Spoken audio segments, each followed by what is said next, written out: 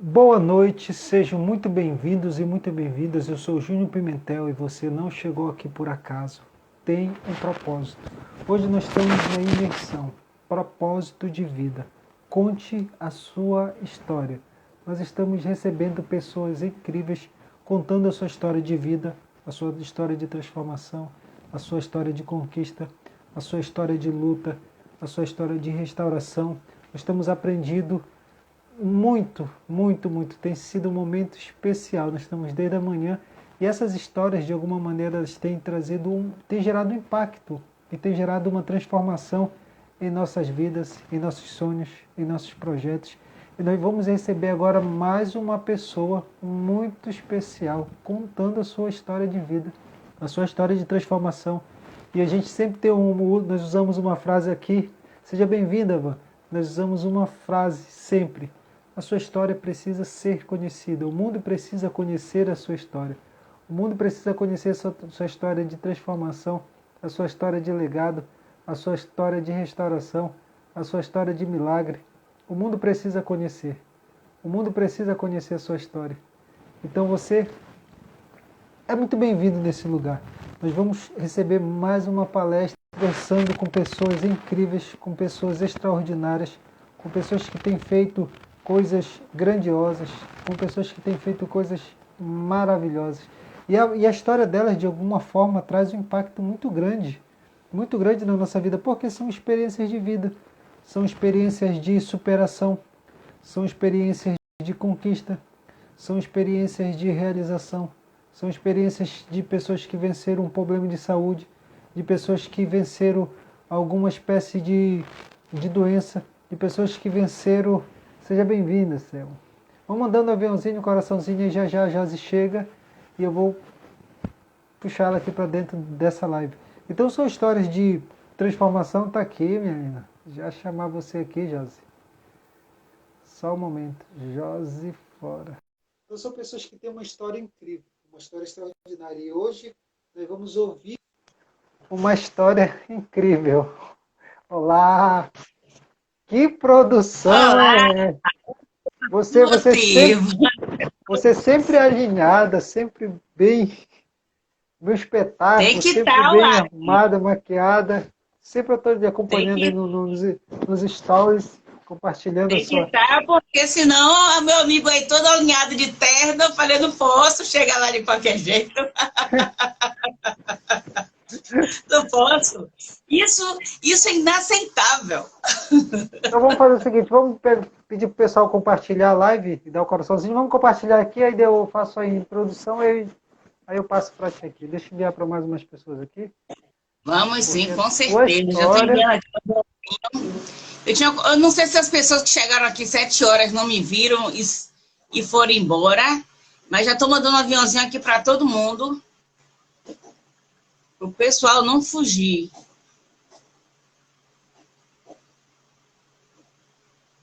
Começaram a entrar, o pessoal começou a entrar. As lives ao longo Coração, do coração, dia foram coração. incríveis. As lives foram maravilhosas. Parabéns. As mulheres, de fato, surpreendentes. As histórias incríveis, emocionantes, impactantes. Espera que eu vou fechar aqui essa porta, tem um barulho aqui. Tá bom, o tempo que o pessoal vai entrando.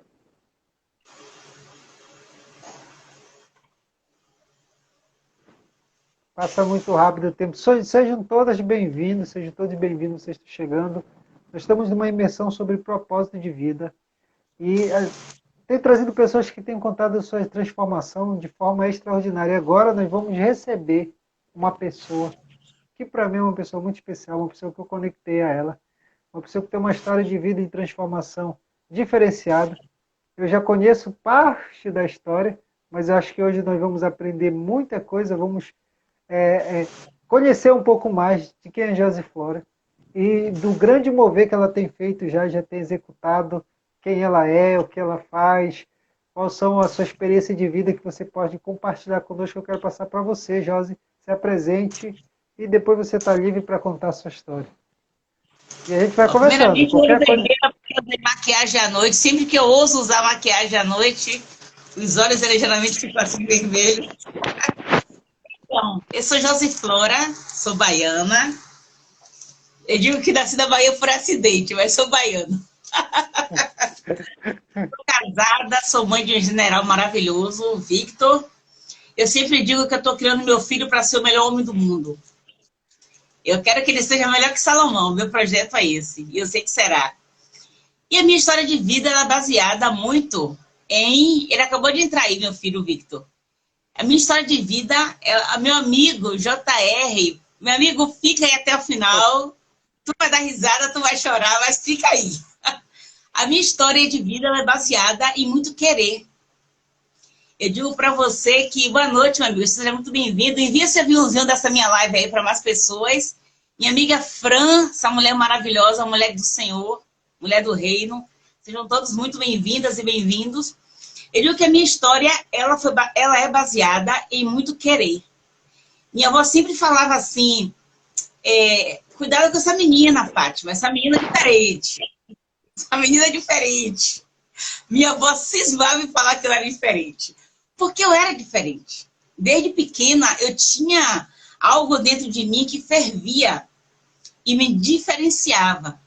E quando você é diferente em uma família onde as pessoas não conseguem ver a longo prazo, onde as pessoas não conseguem ver ali do óbvio, você se torna alguém que gera incômodo. E desde pequena eu gerei incômodo dentro do meu lar disfuncional. Eu digo que eu venho de um lar... Bem-vinda, minha amiga de Portugal, Credíssima Adriana, que está com um curso aí maravilhoso. Eu digo que eu venho de um lar disfuncional porque não tinha amor, não tinha beijo, não tinha abraço, não tinha eu te amo. Só tinha crianças sendo obrigadas a serem adultos para cuidar dos irmãos mais novos e cuidar da casa, enquanto minha mãe trabalhava. O que é muito comum nos lares de mães solteiras. As mães colocarem os filhos para cuidar das casas e assumir as responsabilidades que eram delas. E culpar os filhos, né? Se você não estivesse aqui, minha vida seria melhor. Então isso é muito comum em lares disfuncionais, quando os pais culpam os filhos pelas vidas fracassadas que levam. E quando você consegue... Hoje em dia, quando eu olho de fora para dentro, eu consigo ver uma criança ferida. Mas eu vou chegar lá nessa parte da criança ferida mais para frente. Eu vim desse lar disfuncional e muito inquieta. A inquietude sempre ferveu dentro de mim. Porém, dentro da inquietude e da vontade de ir além, tinha o bullying dentro de casa. Se eu queria estudar inglês, minha família me zoava. Se eu queria dançar balé, eles me zoavam. E todas as vezes que eu era zoada, que eu sofria bullying dentro de casa, a própria sabotagem, eu desistia. Porque eu sentia vergonha. Como é que eu ia dançar balé escondido? Se eu morava em uma casa com 5 pessoas e um quarto, não tinha como eu dançar balé escondido. Como é que eu iria estudar meu inglês se eu assistia MTV, os Backstreet Boys, e eu precisava ouvir as músicas de lançamento para eu querer traduzir e eu começar a aprender? Então, tudo isso meu foi meio que enterrado. E eu não tive a presença masculina na minha família. A minha família, minha mãe é uma mãe solteira. Hoje, meu pai voltou para o lar da minha mãe. Eles deram sequência na família deles. Mas eu digo para você que quando uma mulher não tem uma figura masculina dentro de casa, ela acaba buscando essa figura masculina no primeiro companheiro que ela encontra. E tudo que ela vive... Boa noite, Sandra. É Sam, no seu restante, segue Sam. Quando essa mulher encontra um parceiro, tudo que ela vive nessa relação, ela acha aceitável. Porque ela não tem referência. O primeiro príncipe da mulher é o pai. Toda menina vê o pai como seu príncipe, como seu protetor. E quando a mulher ela não tem esse pai príncipe, protetor, que fala eu e você contra o mundo, ela encontra alguém para poder substituir essa figura masculina e ela acaba aceitando qualquer homem para suprir essa carência masculina. E é daí que vem os relacionamentos agressivos. Porque suponhamos que o pai também bateu pouco. Por exemplo, meu pai, quando aparecia, era para bater. Meu pai batia. E meu pai não dava amor, meu pai não dizia eu te amo, meu pai não demonstrava carinho. E meu pai foi muito agressivo com todos os filhos, todos. Primeiro que quando o primeiro filho da minha mãe foi um menino, foi um homem. E meu pai não foi nem na maternidade visitar. Quando ele soube que era um homem, ele não foi visitar. porque ele falou que ele não queria um filho homem. Ele não foi visitar. Tanto que, de todos os filhos da minha mãe, os homens, ela conseguiu manter os nomes que ela queria. Minha mãe queria Jean, como ele não queria filho homem, ele botou Jean. Na minha irmã, quando minha irmã nasceu, minha mãe escolheu Jeane. E meu pai colocou Marjorie Adriana. Quando ele chegou em casa com registro, minha mãe me perguntou, de onde veio esse nome? Ah, eu sempre gostei. É de uma ex-namorada minha, eu achava esse nome incrível. Meu pai colocou o nome da minha irmã, da ex-namorada dele. E minha mãe não tinha o que fazer. Porque hoje em dia ainda temos esse machismo estrutural, onde o homem consegue ir no cartório, colocar o nome dele no registro e o nome da mãe, mas a mãe não consegue sozinha colocar no registro o nome de um pai. Ainda temos esse machismo estrutural muito forte.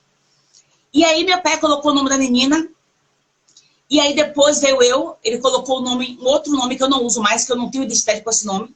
Depois minha mãe teve outro filho, que foi um menino, que é o Kleber. Ele também não gosta de meninos. E ele colocou, ele aceitou o Kleber. Então eu venho desse... Meu pai nunca acompanhou minha mãe também. Nem quando ficava doente. Para você ter ideia, quando minha mãe teve os bebês, meu pai nunca participava. Então, quando meu pai saiu de casa, meu pai sempre voltava para fazer um filho. São 4 irmãos do mesmo pai. Meu pai largava minha mãe e voltava a fazer um filho. Meu pai largava minha mãe e voltava a fazer um filho. Para você ter ideia desse relacionamento tóxico, a diferença de idade, quando minha mãe estava grávida de 3 meses, ela engravidava de novo. Tem época do ano que eu faço 36 e minha irmã tem 36. Tem época do ano que minha irmã faz 37 e meu outro irmão tem 37 igual a ela. Cruzo as idades de todos os irmãos, a mesma idade. O tempo era tão curto de intervalo de uma gravidez para outra que não dava tempo nem de fazer 1 ano de gestação. Então eu venho de um lar tóxico, machista, onde minha mãe foi rejeitada. Eu só descobri isso no passado, quando eu fiz o curso com a minha amiga Sueli, da cura da criança interior. Quando eu fui entender por que minha mãe rejeitava só a mim como filha. As pessoas falam assim, sempre tem um filho que a mãe gosta menos. Não. É uma repetição de padrões que ela recebeu e ela está passando para você aquilo que ela tem referência, que é rejeitar um filho. Ter um filho com quem ela venha litigiar, com quem ela venha brigar, com quem ela venha descontar aquela mágoa interna, com quem ela nunca conseguiu despejar. E aí minha mãe encontrou, eu fui a premiada da vez, né? Minha mãe encontrou em mim a filha com quem ela encontraria um desgosto.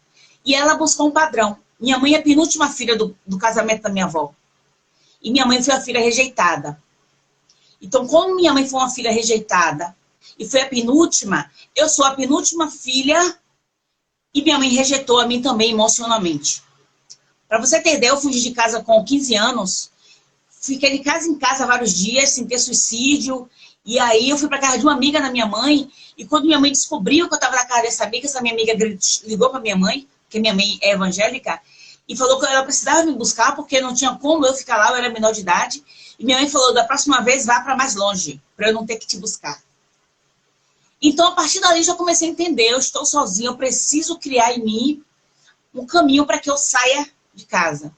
E aí eu comecei um relacionamento. Na verdade, o meu relacionamento de tentativa de feminicídio não foi porque eu amava, não, tá? Veio de uma palhaçada, eu digo assim.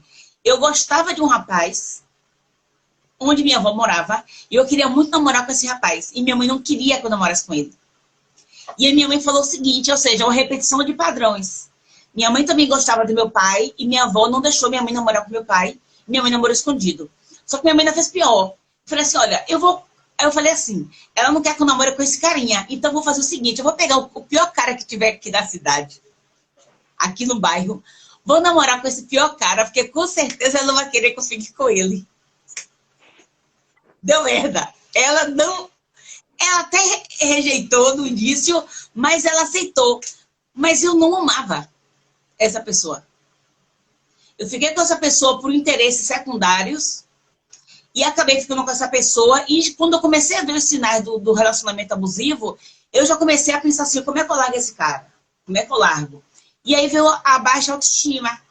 Ah, mas quem é que vai me querer se eu sou feia? Se eu sou horrível? Minha mãe diz que eu sou a mais feia da família, que eu sou horrorosa. Se eu não tinha um emocional estruturado, como é que eu iria conseguir sair de um relacionamento? Quem ia me querer? Se a vida inteira minha mãe disse que eu era muito feia, que eu era horrorosa, que eu era... Enfim, todos os bullying possíveis para tentar mexer com a minha autoestima e conseguiu. Então, o que é que veio disso? Disso veio um conformismo em achar que tudo que ele fazia comigo era aceitável porque eu não tive um pai na minha vida. Então, quando a menina ela não tem uma figura masculina na vida, na criação e na formação, mesmo sendo de pais separados, o que é que acontece com essa menina? Ela aceita homens em suas vidas, porque e o que acontece na vida dessa menina, ela vê como um padrão, é normal. É isso que o pai faria. Então, o que essa menina busca, na verdade, é uma referência masculina para ela se sentir protegida. E todo pai bate. Se todo pai bate, tudo bem esse cara me bater. Só que aí, no momento que eu estava me decidindo a me separar, eu fiquei grávida. Porque dentro de uma família disfuncional, também tem a não alfabetização sexual. Quando você vem de uma família disfuncional, a família não conversa sobre sexo. Tem tabu, tem um tabu muito grande ainda dentro das famílias, de saber que tem uma jovem ou um jovem namorando e falar, olha, tá tendo relações? Sabe como é que se previne? Vamos fazer planejamento familiar, vamos cuidar disso, vamos se preocupar com doenças sexualmente transmissíveis. Não tinha essa preocupação de conversar comigo sobre sexo, métodos contraceptivos, e eu vim de uma base religiosa, onde não sabia qual era a camisinha, que era sexo, direito, que era tudo que deve se informar para um jovem, que hoje eu converso com meu filho, tanto que meu filho hoje não namora, não bebe, ainda é virgem, porque meu filho vem de uma base, eu não sigo religiões, mas eu ensino para o meu filho tudo aquilo que eu não recebi. Por que, Josi? Para que meu filho saiba que que na comunidade, pra você ter ideia, na comunidade, que eu venho de uma família pobre, gravidez é maldição, não é bênção. Por isso que a taxa de aborto na comunidade é muito alta, porque as jovens, quando engravidam, ela é vista como uma pessoa que acabou com a vida dela. Ela não vê como um incentivo a mais para ela prosperar. Ela vê como, ó, tá acabada, o cara vai te trair, você tá... Então, o aborto foi a minha primeira opção. O medo, isso é muito comum. E aí eu coloquei a minha mentalidade em equilíbrio, porque hoje em dia isso ainda continua nas comunidades. A gravidez ela ainda é vista como uma maldição, porque não existe educação sexual. Não existe conversar com jovens sobre, poxa, se minha filha está namorando, e eu sei que ela está tendo relações sexuais, e ela pode ter, já que ela não está dentro de um padrão religioso de conservadorismo, caramba, não tem jeito, bora dar pílula para essa menina, bora dar uma injeção. Se ela não tá querendo se abrir, dizendo para mim, mãe, eu ainda sou virgem, e eu sei que essa virgindade ela não existe mais, então peraí, melhor não. E para você ter ideia, dentro de um lar disfuncional, a minha mãe levou a minha irmã para saber se era virgem. Eu falei assim, você tá pegando muito no meu pé, eu ainda sou virgem, mas minha irmã não é.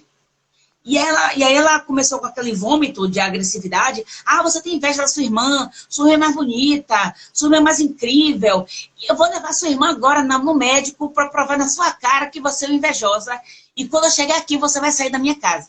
E quando minha mãe chegou em casa, ela descobriu que realmente minha irmã não era mais virgem. Todo mundo sabia, menos ela. E ainda assim não teve essa educação, para você ter ideia. O lar que eu convivi era tão disfuncional que tanto eu quanto minha irmã, nós menstruamos e minha mãe nunca soube. O medo que minha mãe contasse, porque nenhuma menina, a menstruação hoje ainda é vista como um tabu. Para a mulher, para a menina, quando ela menstrua, parece que ela teve um câncer, sabe? É maldição, parece que a vida da menina acabou a partir do momento que ela menstrua. Então a menina, ela busca o máximo possível esconder que está menstruada, porque ainda é um tabu falar de menstruação. Falar do novo ciclo da mulher, do novo momento da mulher. Ainda mais resolver falar da menstruação com as fases da lua. Aí, minha filha, aí é loucura. Não vem falar da menstruação com fase da lua, não, que isso é bruxaria. Entendeu? A mulher fazer meditações para ela encontrar com o próprio corpo, com o útero. Não, isso é bruxaria. É impossível ter essa comunicação com as mulheres. Então, o que é que acontece? Vendo desse lado disfuncional, onde se a menstruação era um tabu, imagina o resto. Não existia tabu, não existia conversa. E aí eu comecei a sofrer minhas agressões físicas no namoro. Logo no finalzinho do namoro, quando estava já com 3 anos de namoro, e eu já estava com interesse em separar, porque, de fato, não tinha sentimentos. Eu iniciei um relacionamento para querer engatar outro.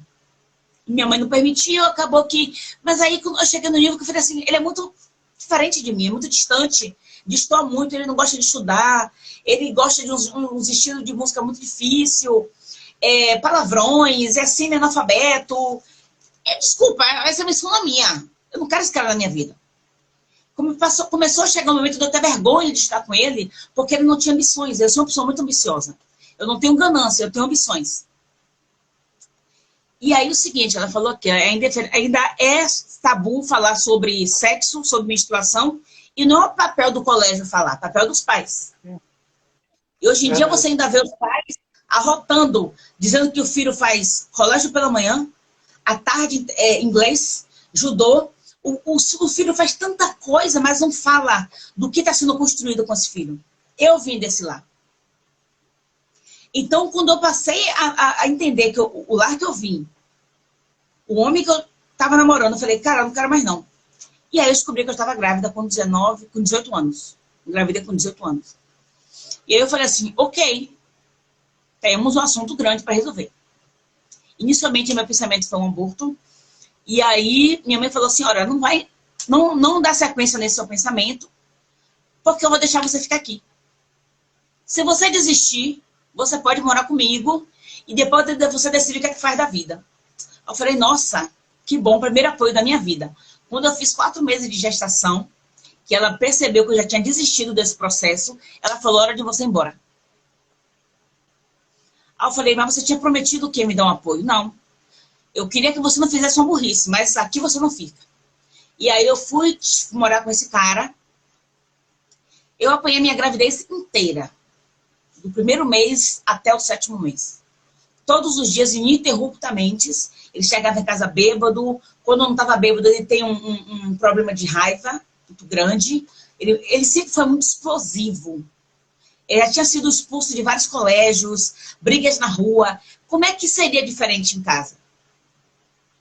Mas eu não tinha a visão que eu tenho hoje, que o namoro é uma escola. O namoro é uma escola. Quem acha que depois que casar vai mudar, é melhor mandar o cara para um analista, psicólogo, que não vai mudar. O namoro, ele é uma escola. E quando nós não nos atentamos para esse namoro, aí fudeu, literalmente. Não tem outro termo. Lascou pianinho. Não tem como você retroceder. Ainda mais quando você gera uma criança. E aí pronto, engravidei do Victor, fui morar com essa pessoa, muita dificuldade, além de ser pobre, não tinha missões. Para você ter ideia, eu tive que buscar um emprego para ele, porque eu falei assim, meu Deus, se eu não procurar um emprego para esse cara, eu vou passar fome, porque ninguém vai querer me dar emprego grávida, até hoje ainda é assim. Uma mulher grávida procurando emprego é um peso para qualquer empresa, temos isso ainda. Então eu fui para a porta de obras procurar emprego para ele, para eu não passar fome. E aí, eu falei assim, olha, arranjei um emprego pra você. Ah, não precisava, não, foi porque quis. Eu falei, não, eu fui pra eu sobreviver, tá? Não foi por você, não, foi por mim. Porque eu sempre tive muito isto, de ser muito pra frente. Eu tenho um perfil comportamental que eu sou muito de marcar presença, de fazer acontecer, de falar assim, olha, é possível. Vamos tentar, bora pra cima, vamos. E se falar não, eu faço assim mesmo. Eu sou de fazer conexão, eu sou cara de pau. Eu digo que eu sempre fui cara de pau, cara de lata, literalmente cara de lata. E aí eu consegui emprego para ele, ficou no emprego por uns 5 meses, aí ficou desempregado de novo, depois arranjou outro emprego. E aí, apanhando a minha gravidez inteira, tinha época que eu era agredida e Vitor não mexia, e aí eu tinha que ir pra... Eu fui tanto para maternidade e para emergência, que a minha obstetra falou assim para mim, da próxima vez eu não lhe atendo. ela sabia que eu não caía, ninguém cai tanto. E ela falava, da próxima vez você não vai ter atendimento aqui. E ela falou isso muito sério, porque tipo assim, ou você fala uma verdade para ser protegida, ou você não vai ser atendida. E aí, com 7 meses, eu comecei a ter contrações. Umas 11 horas da noite. Aí eu acordei ser humano e falei assim, as minhas contrações começaram. Para de palhaçada que eu tô dormindo. Eu falei assim, como assim palhaçada, senhor? Mas eu tô com... Que eu lembrei dos exercícios da minha obstetra. Ela falou, Josi, vou sair de férias agora, que você tá com 7 meses. Daqui a 2 meses, eu já vou estar aqui, óbvio, e eu vou fazer o seu parto. Só que aí, Vitor chegou antes. Meu filho não tinha nome, tá? Não tinha nome. Meu filho, Vitor não tinha nome ainda. Vitor ainda não tinha nome. Eu sabia que era um menino. Para 2 meses, né? Estava Ele esperando veio para 2 meses. antecipado. Eu queria um nome que fosse um nome marcante, interessante, com história. Eu não queria que meu filho sofresse bullying com o nome dele. E aí, deu 11 horas, eu comecei a sentir aquela contração de teste. E eu falei assim, eu vou parir. Aí, eu cochilava, acordava mais contrações. Eu falei, o tempo está diminuindo. E aí, eu acordei o seu irmão. Eu falei, cara, eu vou parir hoje. Pare de atrapalhar meu sono. Porque eu quero dormir, que amanhã eu vou trabalhar. Peguei minha mala, arrumei tudinho. Eu falei assim, eu sei que eu vou parir. Eu só vou esperar clarear.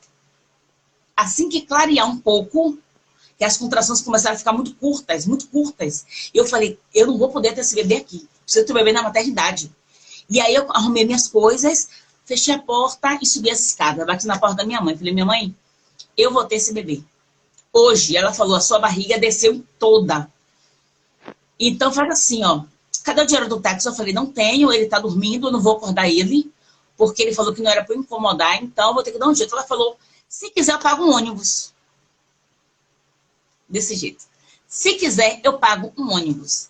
E assim fui eu. Subi todas as escadarias, entrei no ônibus. Quando eu cheguei no ônibus, as pessoas falaram, ela não vai chegar lá. A senhora vai ter que colocar ela num táxi, porque ela não vai chegar na maternidade. Aí desci no meio do caminho, entrei num táxi. E ela falava, olha, me dê meu dinheiro, viu? Devolva meu dinheiro. Eu falava, como assim? Ela tá precisando de dinheiro. E aí o taxista forrou o táxi todo. Eu cheguei no hospital 7 horas. Vitor nasceu 7h23. 23 minutos depois eu estava em trabalho de parto. E aí ele não soube que eu tinha parido. Minha mãe falou assim, cadê o cara? Eu falei, não conte pra ele. Ele só soube que eu tive um bebê quase 2 dias depois. Minha mãe falou, não é possível que você vai ficar se escondendo. Não é possível. Eu não queria ele por perto. Eu já tinha tomado a decisão interna de que eu não queria mais aquilo. E aí ele falava muito quando a gente discutia, quando eu era grávida. Pra você ter ideia, na minha gravidez, eu fui jogada grávida do 2º andar. Foi muitos conflitos, muita tentativa de feminicídio e gestante também. E aí aí ele falou assim, quem é que vai te querer com filho? E na minha cabeça eu tinha colocado, gravidez não é doença. Na minha cabeça eu coloquei com uma tatuagem, gravidez não é doença, gravidez não é doença. E aí eu comecei a me preocupar com o meu peso, para não engordar demais, porque eu sempre pensei assim, tá? Eu não vou ficar solteira. Gravidez não é doença, mas eu não vou ficar solteira. Mas eu não via não estar solteira como um suporte. Eu via para ele entender. Cara, a fila anda para todo mundo. E aí, quando o Vitor... Eu já tinha um planejamento psicológico de que eu ia me separar. Era um plano meu comigo mesma. Ninguém sabia que eu ia me separar. E aí, nós depois de um tempo, já estava muito difícil. Para você ter ideia, era uma relação tão ameaçadora que eu dormia com a faca embaixo do meu travesseiro. Eu dormia em um quarto e eles já dormiam em outro quarto. O medo de ser morto era tão grande que nós dormíamos em quartos separados e quando ele entrava, eu sempre tinha uma faca preparada, caso ele tentasse me matar. Era muito tóxico. E nessa época ainda não tinha Maria da Penha. A Maria da Penha veio um ano depois dessa minha situação. E eu dei queixa dele, ele ficava preso uma noite, de manhã era solto. E o delegado chegou para mim e falou assim, olha, eu sugiro para a senhora que a senhora encontre uma casa no interior, porque ele vai lhe matar. Eu falei, mas doutor, o senhor não pode deixar ele preso? Eu não posso deixar ele preso. Porque isso não é crime. É normal o casal brigar. Briga de casal não é crime. mas ele vai matar a senhora. Eu falei, então eu vou falar uma coisa pro senhor, eu vou mandar matar ele. Eu estava tão decidida pela minha vida que eu falei assim, eu vou mandar matar ele. Aí é crime. A polícia não ia me ajudar. A polícia não ia me ajudar. Aí eu falei assim, a polícia não vai me ajudar, então eu preciso fazer alguma coisa. Vou ter que fazer amizade com o traficante. Vou ter que arranjar bandido para serem meus amigos, porque se os bandidos forem meus amigos, ele não toca em mim. E acredite, se hoje eu estou aqui nessa live, é porque eu fiz amizades com bandidos, para que os bandidos me protegessem. E chegou um momento que eles olharam para mim e falaram assim, você não tem que estar com a gente. Eu falei, mas se eu não... Eles falaram assim, por que você está com a gente? Eu falei assim, porque se eu não tiver amizade com vocês, ele me mata. E eles falaram assim, ele nunca vai tocar a mão em você. Nem se a gente morrer. Vamos na casa dele agora. E aí fomos na casa dele, e eles bateram na porta dele e falaram assim, ó, você, a partir de hoje, esquece que ela existe. E digo para você, hoje, Josi Flora está aqui, porque eu precisei ir para os extremos. Porque eu não tinha livre-arbítrio. Qualquer lugar da rua que ele me via, ele me batia. Qualquer lugar. Se eu estava no centro da cidade e ele me via, eu era agredida. E eu me sentia encurralada. Eu já tinha mudado de bairro, mas em qualquer situação que eu o via, ele me agredia. E quando eu me separei, foi Dia das Mães. De 13 de maio. Eu falei assim, acabou. Não vou mais voltar atrás. E minha mãe, eu falei, minha mãe, é possível que a senhora fique com o Vitor, porque eu tô saindo de casa. Isso é possível, você é a maior vergonha, você perdeu a virgindade, você engravidou e não vai casar e ainda vai se separar, você é a maior vergonha da história dessa família. Falei, minha mãe, eu vou me separar, estou saindo de casa hoje e preciso que a senhora fique com meu filho até eu conseguir um emprego e eu volto para buscar meu filho. E ela ficou com ele, sim, por uma noite. No outro dia ela ligou para mim, eu entreguei seu filho ao pai. Falei, mas não tem como a senhora entregar ele ao pai, porque ele não tem condições de ficar com essa criança. Ou ele vai ficar com o pai, ou vai ficar com você, ou vou entregar para o juizado de menor. E o que aconteceu? Minha mãe entregou para o genitor. O genitor, como queria que eu fosse buscar meu filho para me agredir, eu não ia buscar, porque eu sabia que ele iria me agredir. Ele abandonou meu filho em uma casa. Contratou uma mulher para tomar conta do meu filho e sumiu do mundo. E aí, 3 meses depois, minha mãe me ligou. Olha, o pai do seu filho foi embora, deixou seu filho em uma casa. A dona da casa que está com seu filho veio devolver seu filho para mim, eu não vou ficar. E estou indo deixar seu filho num conselho tutelar. Seu filho está indo para o juizado de menor. Aí eu falei assim, isso é porque ela é crente. Eu falei, meu Deus, isso é porque ela é crente. Se ela não fosse crente, pai, o que é que ela faria? E aí eu falei assim, não. Nessa época eu morava em um porão, em um papelão, só tinha um guarda-roupa, uma cômoda e um papelão, literalmente um papelão. E aí eu falei assim, não tem jeito, eu vou ter que começar com meu filho dessa forma. Eu já fazia alguns bicos, aleatoriamente, de diarista, de babá, de faxineira, e eu falei assim, não, eu vou ter que pagar o preço. E meu filho tinha uma casa, o tio dele tinha dado. Quando eu fui embora, o tio dele falou assim, Josi, quando você se separar, não se preocupa, Vitor tem uma casa. Mas eu falei, o cara mora aqui, a casa é aqui. Tá no mesmo. Não tem como eu ficar com essa casa. E assim que eu me separei, ele pegou essa casa e vendeu. Torrou dinheiro em festa, torrou dinheiro em balada, ostentava e nunca deu um centavo pro colégio de Vitor. Nunca deu nada. E eu comecei a assumir a minha vida de mãe solteira, sendo mãe. Eu nunca quis ser pai e mãe. Eu não tenho um pênis para isso. O negócio de eu sou pai e mãe, você é só mãe, porque você tem um útero e uma vagina. Então, eu sempre busquei ser uma boa mãe. Com todas as minhas imperfeições, com todos os meus com as minhas repetições de padrões, eu busquei ser mãe. E o livro de Ageu, foi o livro que mais marcou minha vida, porque mesmo nas dificuldades eu nunca abandonei Deus. Ele sempre esteve em minha vida, porque era o meu refúgio. Eu ia em média 3 vezes por semana, me conectar com Deus, estar perto de Deus, porque lia a Bíblia todos os dias. Porque para mim, eu só precisava daquilo. para suportar todas as adversidades. E eu estava namorando com meu esposo, mas era um namoro muito, muito novo, muito... cada um do seu canto, se via uma vez no mês, se via quando dava, muito sem pouco comprometimento. E eu comecei a ter um problema de infiltração nesse porão que eu morava. Se é um porão, né? Umidade é o que mais vai ter. E aí eu entrei em contato com minha mãe falando que eu ia precisar reformar, porque minha casa estava com infiltração. Se eu poderia ficar na casa dela. Ela falou que meu filho ficaria, eu não. Que 2 já era demais. Que até a reforma terminar, que eram 15 dias de obra, que acabou durando 1 mês, meu filho poderia ficar, mas eu não. Mas que eu levasse as despesas dele, tá? Traga a comida dele, o leite dele, as coisas dele, porque eu dou um teto, agora a comida não. Sempre foi muito assim, sabe? Sempre a escassez, sempre o que é que eu vou ter em troca. E demorou para entender. Demorou para entender por que é que a minha mãe me tratava assim. Muitos filhos ainda falam assim, nossa, a minha mãe me abandona, eu sou a única filha que minha mãe não ama. Existe uma repetição de padrão, porque muito provavelmente a sua mãe viveu isso. Porque a minha mãe viveu isso.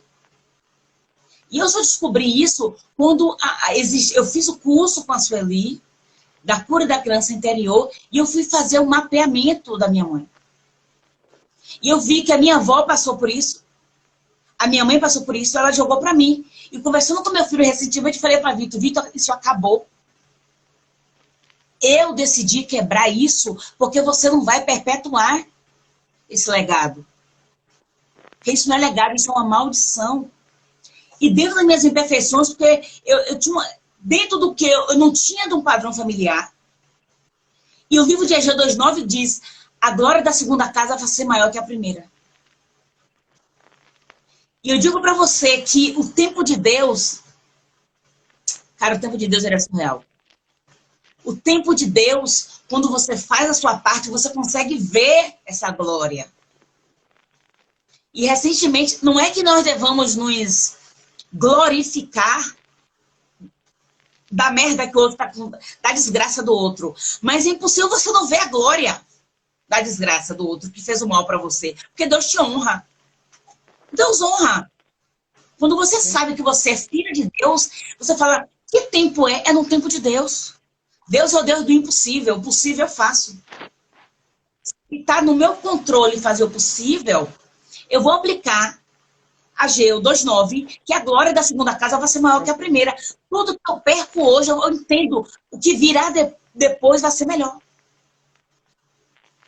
E minha mãe, como ela tinha essa praga jogada sobre ela, minha avó falava, suas filhas serão vagabundas, seus filhos serão vagabundos, seus filhos serão usuários de drogas, você não vai dar por nada que preste. Minha avó falava isso para minha mãe. E eu era piriguete, minha irmã era piriguete, meus irmãos são usuários de drogas. Era o que minha avó era que criava a gente, que minha mãe trabalhava, então era o que minha avó profetizava o tempo inteiro. Aí tem gente que fala, se a palavra tem poder, por que eu não fiquei rica ainda? Você fala que vai ficar rica toda hora, não com a mesma proporção que você amaldiçoa. Verdade. A proporção que você deseja o bem e que você deseja o mal, se for equivalente, você vai entender que você vai ter mais necessidade de declarar o bem do que o mal. E como os problemas eles são mais frequentes, como as objeções são mais presentes, e os litígios e as brigas são mais presentes, a nossa tendência pecaminosa é de falar palavras que venham vituperar várias coisas. Porque, eu vou falar o pobre, mas não é só o pobre. Eu vejo filhos matando pais ricos. Vem de família disfuncional. Eu vejo filhos pobres saindo dos lares. Existem vários excessos. Todo excesso é uma falta. Eu sempre tenho muito isso comigo. E quando eu comecei a ler a Bíblia, porque o Vitor falou assim, Vitor, você sabia que me convidaram para ser prostituta? E eu nunca fui. Quando a gente morava no porão, ele falava assim, minha mãe, foi porque a senhora não quis. Ele falava assim, a senhora que não quis. Eu falei, não, Vitor. Eu sempre soube que eu era melhor do que aquilo. Porque, Vitor, baixar roupa, qualquer um baixa. É tão fácil que qualquer um baixa. Quando você precisa fazer suas necessidades fisiológicas, ninguém precisa falar para você, baixa a calça. É automático. Eu digo, Vitor, eu tive vários convites. Ninguém nunca me ofereceu drogas. Eu acho que a pessoa já sabia que eu era tão grossa, sempre fui muito grossa, tá? Então eu falava assim, grossa, droga não, essa mulher vai mandar a gente engolir. Eu nunca fui, mesmo precisando da ajuda de bandidos para defender minha vida, eles nunca me ofereceram drogas. E Deus é tão bom que eles olharam para mim e falaram assim para mim, seu lugar não é aqui. Você tem ideia do que é um traficante, homicida, saber que eu estava ali por uma proteção e falar para mim, o seu lugar não é aqui? Não tem outra coisa, não tem outra visão para você não falar, isso é Deus. E essa pessoa falar, não se preocupa, mesmo que eu morra, você nunca vai ser incomodada. E ele falar, pode ir lá na sua rua, pode ver sua mãe, vai ver seu pai, vai ver seus irmãos. E eu falar, e se ele me pegar, ele não vai te pegar. Pode ir. E eu passar pela rua e ele baixar a cabeça. Eu falei, Deus está me honrando. Existem vários caminhos para Deus honrar, mas Deus honra. E ele falou para mim, Josi, seu lugar não é aqui. Você não pertence a esse mundo. E eu falei, mas eu preciso. Eles falaram, não precisa mais. E eu comecei a ter uma vida livre-arbítrio. Eu comecei a ter direito de ir e vir, de visitar meus amigos de infância, visitar meus parentes, ver meus irmãos, coisa que eu não podia fazer. Quando eu optei em morar em um porão, é porque era um porão que ficava na casa da minha avó, que era no complexo de favela mais perigoso de Salvador. E eu falei, aqui eu sei que ele não entra. Aqui eu sei que ele não entra. E assim que eu fui morar lá, eu falei, a minha situação, eles falaram, aqui ele não entra. Eu precisei do submundo para estar aqui hoje falando com você. E em todos os momentos, eu nunca vi o baixo nível como a solução. Eu sempre, dentro de mim, sempre falou assim, eu posso mais. Eu posso mais. E quando eu vi, a primeira vez que estive na Europa, eu cheguei assim, como se eu já estivesse ali. E meu marido falou assim, nossa, você não vibra? Tem mais para mim. Sabe quando você acha um tesouro e fala, vou cavar porque tem mais? Tudo que eu consigo grande, eu falo assim, isso nem é uma sombra do que Deus tem preparado para mim. No meu interior, eu não ostento. Já o que é que você não ostenta? Cara, porque não chegou ainda. Deus não ostenta.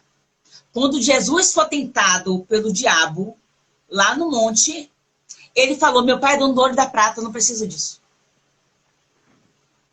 As riquezas, as maiores gemas, diamantes, turmalina paraíba, etc., elas estão escondidas. Para você ter acesso a uma riqueza, a essas grandes gemas, você tem que descer ali em rochas, em cavernas. Porque o que é precioso não é para estar em público, é para você guardar. Deus é dono do ouro e da prata, mas ele não anda com batidão no pescoço. Ele enterra os minérios. Ele enterra as turmalina paraíba. E ele não deixa em qualquer lugar. Se você... O nome do meu treinamento é ródio. Ródio é um tipo de minério que você encontra em várias... que você encontra ele na forma líquida. E você consegue usar ele de 1000 maneiras. Mas ele não está no mundo todo. Tem na África, na Rússia e em alguns outros continentes. Mas você não tem ele para ser acessado de forma leviana. Meu pai é dono do ouro e da prata, mas ele não ostenta. E quando você quer o mais precioso, você tem que pagar o preço para imergir. Tem diamante, que é muito barato. Tem diamante, que é caríssimo. Tem turmalina paraíba, que custa R$5. Tem turmalina paraíba, que custa 50 mil reais. Qual é a diferença, Josi? É o quão raso você encontra essa riqueza. E tudo que é muito raso... Eu digo para você que hoje, estando aqui, quando eu fui morar com meu esposo da área de saúde, fomos para a favela. Ele estava quebrado. E ele queria manter um padrão. Eu falei assim, não, vamos para onde nós vamos conseguir subir. Para você é muito fácil. Eu falei, não, é necessário. Para quando a gente subir cada degrau, a gente não se assuste com o que vai receber, porque a gente está passando pelo processo. E saber participar do processo que faz com que eu leia o livro de Egeu, e teve um momento do livro de Egeu que as pessoas pegavam toda a riqueza e aplicavam em si. sabe? Eu ostentava, reformava casa e ninguém lembrava de investir no templo de Deus. E essas pessoas foram punidas, porque não souberam respeitar o processo, não souberam glorificar o maior. Então, quando eu comecei a olhar para a minha vida e eu busquei sentido, todos os dias da minha vida eu busco sentido. Por quê? Por que eu não aceito? Por que eu digo não? Por que eu digo foda-se? Por que eu decidi fazer um curso de perdão com meu filho? Eu senti com meu filho, eu falei, Vitor, eu preciso te pedir perdão pelos erros que eu cometia, repetindo o padrão da minha mãe. Eu cometia muitos erros com meu filho, que eu achava que era normal. Não era normal ser tão grossa, não era normal não abraçar, não era normal não falar te amo. Não é normal isso não é normal. E aí outro dia ele saiu para o colégio e falei, você já imaginou, Vitor, se você souber no colégio que eu morri e você não me deu um beijo, não me deu um abraço? Aí ele volta, tá bom, minha mãe? Para mim é importante ver meu filho ir para o colégio. Minha mãe, o máximo que ela fazia, minha mãe enumerava cada folha do caderno para saber se eu tinha rasgado a página. Minha mãe se preocupava com quantas páginas tinha sobrado. Minha mãe não se preocupava quais eram as minhas notas. Uma vez eu tirei 10 na prova e a professora ficou tão encantada que chamou minha mãe para ver minha prova e minha mãe falou, é a obrigação dela. Não é a obrigação. Porque nós lavávamos, eu comecei a trabalhar com 8 anos como lavadeira, nós não tínhamos água encanada, pegávamos água na fonte, subíamos com essa água para coar essa água, que vinha amarela, para não encardir, não amarelar as roupas. A gente chamava dos brancos, né? Ah, lava a roupa do branco. Mesmo a patroa da minha mãe sendo negra, a gente chamava de branco, porque a princípio, só que tem dinheiro a gente branco. Vem uma cultura meio racista, preconceituosa, né? do pobre. Ah, ela vai trabalhar na casa de branco. E aí nós tínhamos que coar essa água numa fralda de algodão, para que nós enxaguássemos a roupa. Nós tínhamos que ir na casa dessas pessoas, era por unidade cada peça. Eles contavam para evitar que nós roubássemos as roupas. Então, nós contávamos, então, era trouxas de roupas, trouxas de mais trouxas de roupas pesadíssimas. Com 8 anos. Todos os meus irmãos trabalhavam da mesma forma. E tínhamos que usar o anil, que hoje é conhecido como azul cobalto, para clarear a roupa, porque quando a gente vê a neve no Alasca, ela é meio azulada. O branco é tão branco que puxa para o azul. Então nós tínhamos que pegar a água da fonte, puxar de balde, subir um lance de uns 200 escadas, coar essa água, lavar roupa, enxaguar a roupa, deixar no anil, secar, passar. Minha mãe lavava. Nós enxaguávamos, minha mãe passava e nós levávamos. Então, assim, era uma infância de muito trabalho e pouco amor, porque minha mãe também não recebeu. E quando, ano passado, eu fui fazer esse curso de ressignificação, curso do Paulo Vieira, meu filho, curso do perdão, curso da cura da criança interior, eu comecei a mapear e entender o porquê que minha mãe era tão cruel nas palavras. Minha mãe, quando me via próspera, minha mãe desdenhava. Acha que vai chegar aonde? Quem você pensa que é? Para que filho no colégio particular?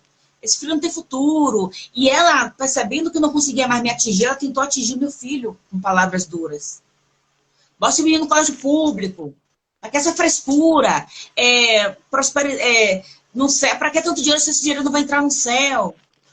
A minha mãe convive até hoje num ambiente muito de escassez. Talvez hoje menos, que ela voltou para meu pai voltou para minha mãe, não por amor, eu acredito que não por amor, mas como ele se separou da minha mãe e eles ainda eram casados, e ele quis voltar para a mesma igreja da minha mãe, para voltar para a mesma igreja tinha que voltar para a esposa. Então, não foi só por amor. Então, quando ele chegou para o pastor da igreja e falou, quero voltar a minha mulher da mesma igreja, e perguntou, vocês são casados? Ele falou, somos, restitui esse casamento. Então, na minha visão, não foi por amor, foi por obrigação. Tanto que houve traições. Mesmo eu estando na igreja, ele traiu minha mãe com uma pessoa da igreja, enfim, não me compete julgar. Mas ele voltou para minha mãe, ele tem uma condição de vida boa, é funcionário federal, Então, hoje em dia, eles têm uma condição de vida muito boa comparado à da minha infância. Então, o que, é que eu posso falar para você? O livro de Egeu, quando eu comecei a ler, eu comecei a falar assim, Deus vai me honrar. Com fé. Eu nunca vi a minha vida como um ponto final. A minha vida sempre tem reticências. Sempre. Eu nunca vi nada da minha vida como assim, aqui é o fim. Aliás, eu nunca me vi nem no fundo do poço, nem quando eu apanhava. Nem quando eu sofri tentativa de feminicídio. Eu não me vi no fundo do poço em nenhum momento da minha vida. Eu sabia e eu sei até hoje onde eu quero chegar. E eu não estou nem na metade do caminho. É isso que faz com que eu todos os dias busque o diferente. Me afaste de pessoas o tempo inteiro. Tem pessoas que me usavam descaradamente porque meu marido é médico. Eu sabia que ele não se aproximava de mim para estar comigo. Era pelo título que ele levava. E automaticamente eu falava, não merece estar comigo.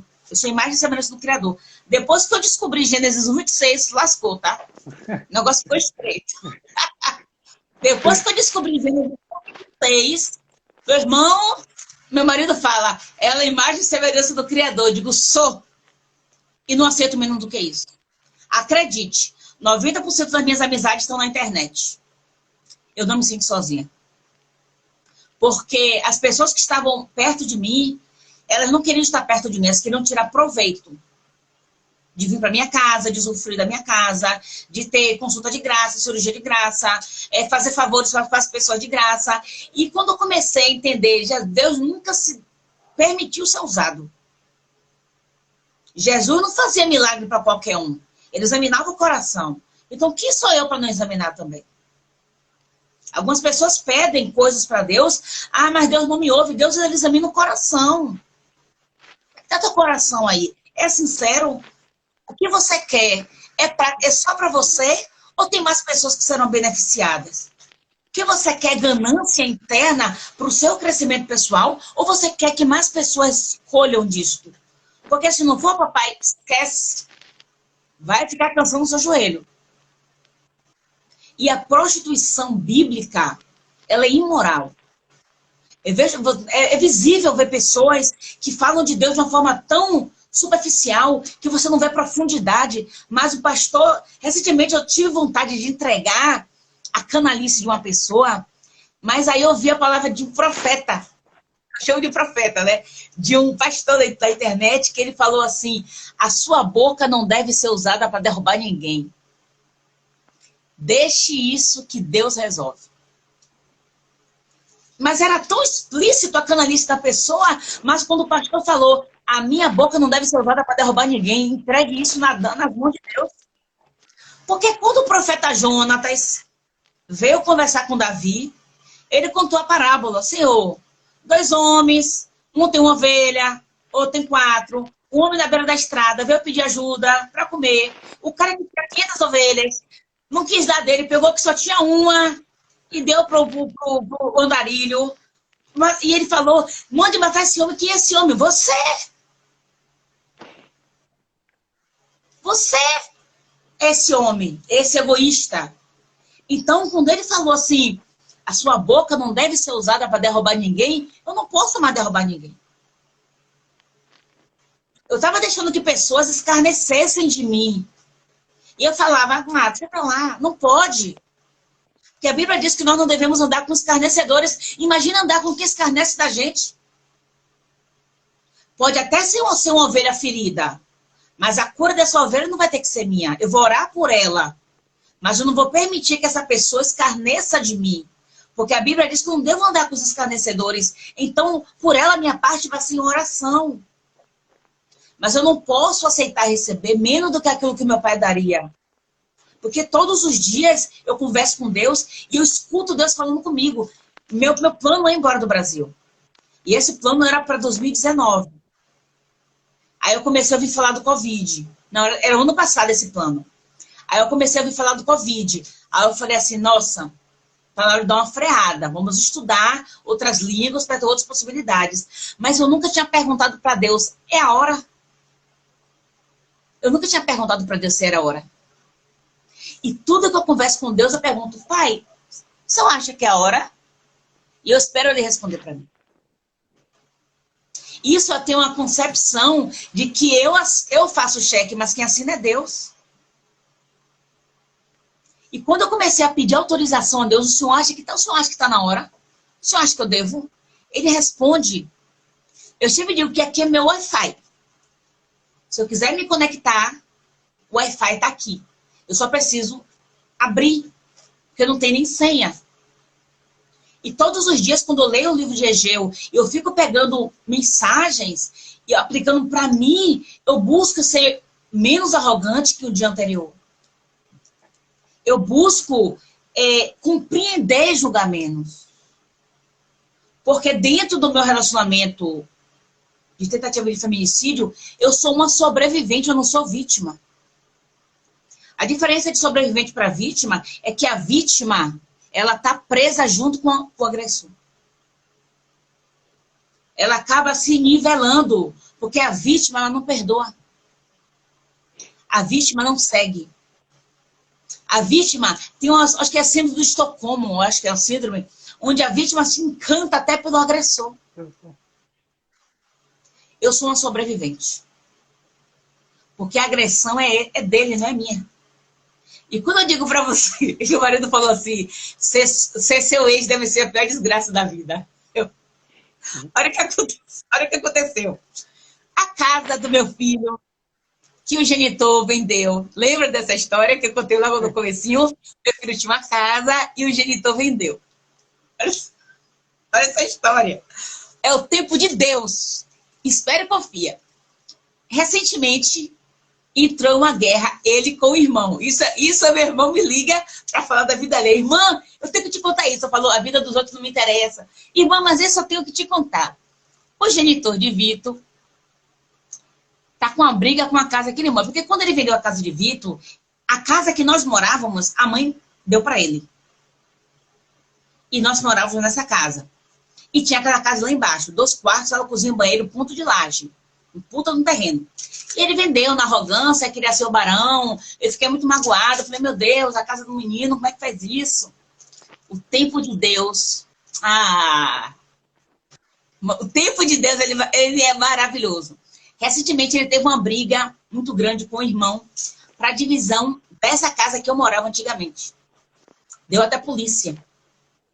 E na comunidade, você não pode, em algumas favelas perigosas, você não pode chamar a polícia.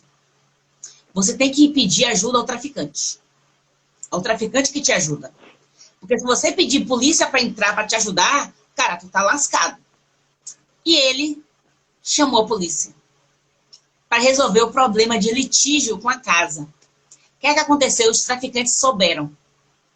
Ele apanhou tanto, que meu irmão disse que ele ficou uma semana sem trabalhar. E eu falei assim, ô irmão, ele já teve quantas esposas depois de mim? Ele falou umas 7.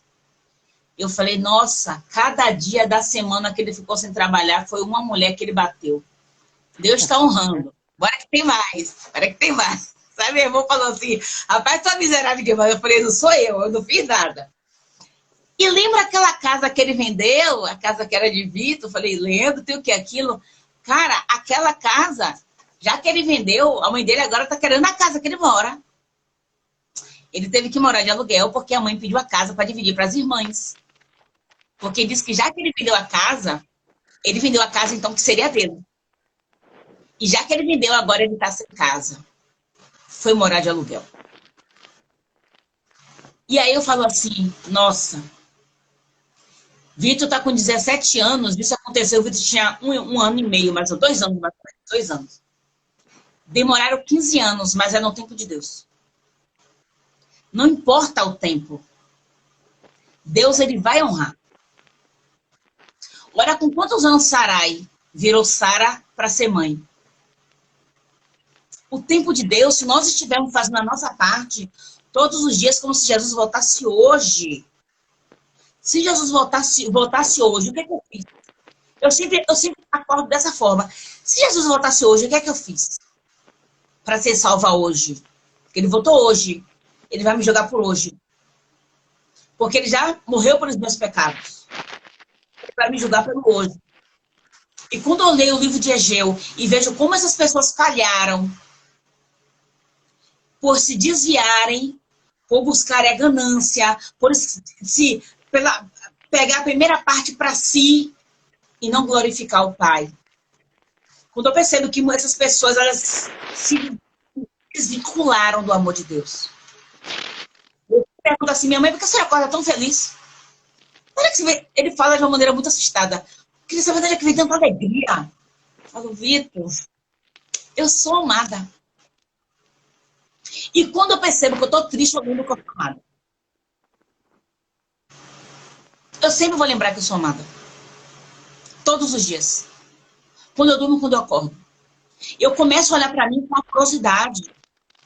A mulher que tentou suicídio, foi rejeitada, tentativa de feminicídio, e passou por tantas coisas. Eu sempre digo, eu estava em uma escola dura, mas eu estava indo. Eu não tinha como entender o amor de Deus como eu entendo hoje. Eu era muito imatura. Eu conhecia um Deus, eu não sabia o que era amor de Deus. Eu só sabia o que era sentar na igreja, ler a Bíblia, que eu não via a hora de ir embora. Hoje em dia, eu acordo com devocional. Às vezes eu escuto tão devocional que eu falo, meu Deus, perdi a hora. Tem que falar com a cliente. Hoje em dia, eu ouço sobre Deus sem ter tempo de acabar. Porque eu descobri. E o livro de Egeu, quando diz a glória da primeira casa, da segunda casa vai ser maior que a primeira, você fala assim, tudo que você perder hoje vai vir melhor. Tudo que você perder hoje vai vir melhor. Tudo. Não existe nada que eu perca hoje que a glória da segunda casa não seja maior. Então, o livro de Egeu em minha vida trouxe isso. Trouxe fé, trouxe processo, trouxe saber o posicionamento de Deus em minha vida e trouxe amor próprio para eu saber entender que existe o próximo passo e vai ser sempre melhor que o primeiro. Josi, que história incrível. Olha, minha prima entrou aí, Rosana Pimentel. Seja bem-vindo, prima. Quanto tempo, saudade. Já se passaram mais de uma hora. É tão rápido. Porque é uma história extraordinária, história incrível. Eu vou tirar os comentários aqui para fazer um print. Aí tu faz o agradecimento e eu dou uma palavra para a gente encerrar. Mas deixa eu tirar ainda primeiro os comentários aqui. Que eu quero desativar os comentários. Pessoal que está aí, né, vamos para você bater um print, por quê? Essa história foi incrível da Josi. Ela está maravilhosamente linda, como sempre. E nós vamos fazer o símbolo de uma casa. Coloca o símbolo de uma casa para a gente bater um print. A glória da segunda casa. Bate um print para a gente aí, pessoal. Acho que já bateu. A glória, deixa eu liberar aqui os comentários de novo. A glória da segunda casa será maior do que da primeira. Que história incrível, incrível. Eu tenho, assim, hoje tem sido um dia, assim, incrível, especial, maravilhoso. Cada história conectada de forma diferente à Estela colocou que eu fiz. Eu quero te agradecer e que você possa agora dar uma mensagem de agradecimento. Qual é um código que você deixa para eles? Uma outra oportunidade, eu quero continuar a tua história contigo, porque eu quero comentar também ela, né? Preciso comentar. Mas numa outra oportunidade eu quero que a gente se reencontre de novo para a gente conversar um pouco mais sobre a tua história. Que história de superação. Você é uma mulher incrível, você é uma mulher ativadora, você é uma mulher que passa uma energia muito forte. Às vezes eu estava ali, quando eu entro no Instagram, que eu clico no teu story lá, eu já é uma explosão aí. Eu quero te agradecer. Eu quero que você deixe uma palavra aqui para todo mundo que está conosco, antes de eu fazer o agradecimento final. Todos os dias, quando colocar os pés no chão, seja para dormir ou para acordar, lembre que você é amada. Todos os dias. Zera tudo. Colocou os pés no chão de manhã, como eu sou amada. Deitou para dormir, como eu sou amada. Esse é o ritual que eu tenho feito para eu poder zerar e não levar mágoas para a cama, nem problemas para a minha cama. Acordar sabendo que eu sou amada, dormir sabendo que eu sou amada. O restante sempre flui. E sempre teremos glória na segunda casa. Gratidão. Então eu quero pedir um favor para todos vocês que estão aqui conosco. Eu vou salvar essa live. E aí daqui a 5 minutos eu volto para fazer o encerramento. Mas antes eu quero que vocês façam aquilo de básico. Vão lá no comentário, eu vou marcar a Josi. Deixa o comentário de vocês, aquilo que aprendeu. Marque pelo menos 3 pessoas ali com arroba para eles ouvirem o testemunho, a história de vida da Josi, a transformação, como essa mulher tem vencido a cada dia e com a convicção e a certeza que a glória da segunda casa será maior que a primeira. Vocês colocam lá, a glória da segunda casa será maior que a primeira. Vocês colocam lá, se sentir amada, ser amada, acordar amada, viver, conectar, transbordar. E não esqueça, a sua história, o mundo precisa conhecer a sua história. Nós estamos na imersão. Propósito de vida, conte sua história. Nós recebemos aqui a maravilhosa que está produzida e tá demais, hein? Você arrebentou, hein? Você arrebentou.